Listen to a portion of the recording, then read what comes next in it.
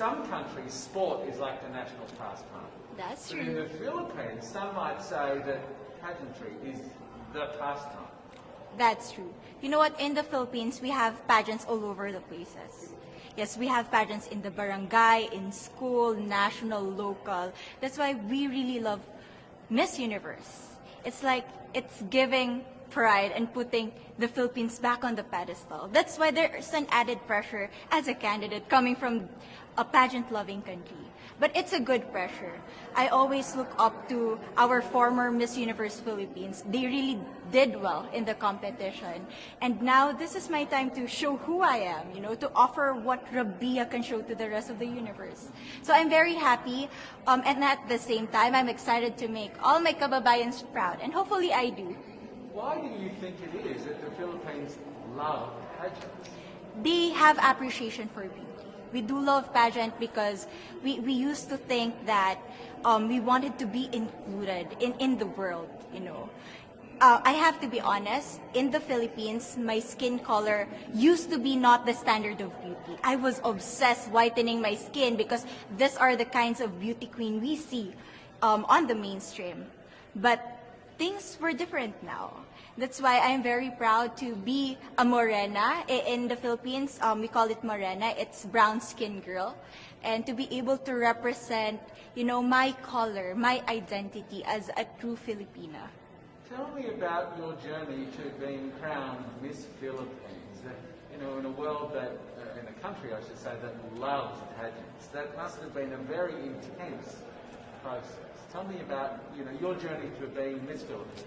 Well, my journey was crazy. You know what? I started to be a dark horse. Nobody noticed me. Nobody knows I was in the competition up until the preliminary and the coronation night. And when I won, I received different comments. Of course, there were people who didn't expect me to do well, who think that I cheated. That's why I need to redeem myself in Miss Universe. I really need to do well in this competition. And the thing is, I love pressure. I love criticism. I get better every day with that. You tell me I cannot do that, I turn to you and I'm going to say that, no, I can do it for myself. Good for you. So how does it feel then to be on the global stage? How do you feel to be here in this moment, right now? It's crazy, but I'm overwhelmed with the support, not just from the Filipino community, but also from Thailand, Latin countries who do appreciate me as a candidate, as a person. It motivates me that I am beautiful, I can offer so much in this world, and when somebody believes in you, it gives you that extra energy to really do well and perform well. Do you have a sense with the girls, all of the girls competing, you're competing, but is there a sense of camaraderie with all of the girls? Is there a real spirit to, sort of motivate each other to do better?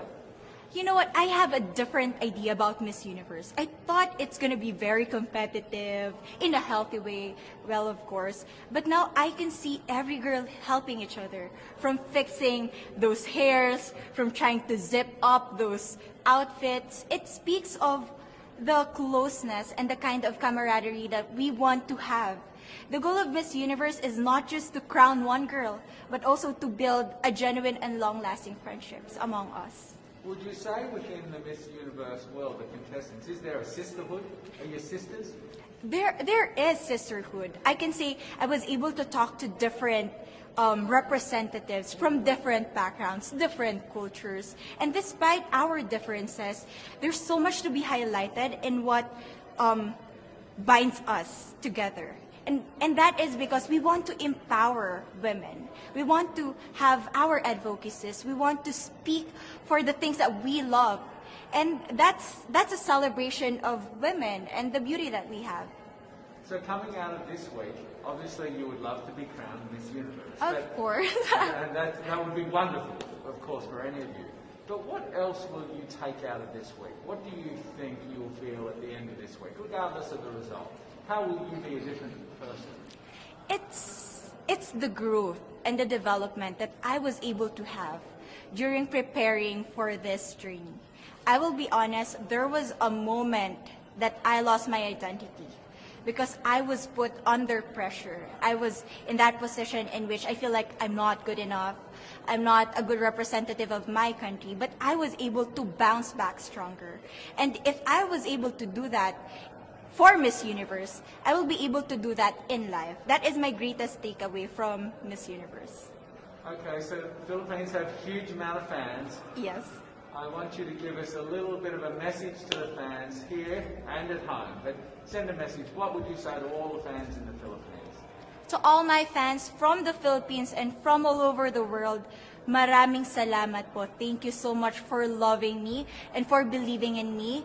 It means a lot to somebody who is so naive in this industry, who has no idea how to become a beauty queen on the first day of my journey. But because of your love and support, I was able to be the woman that I am today. And regardless of the result, I may or I may not win the crown, but one thing is for sure, I'm gonna make you all proud.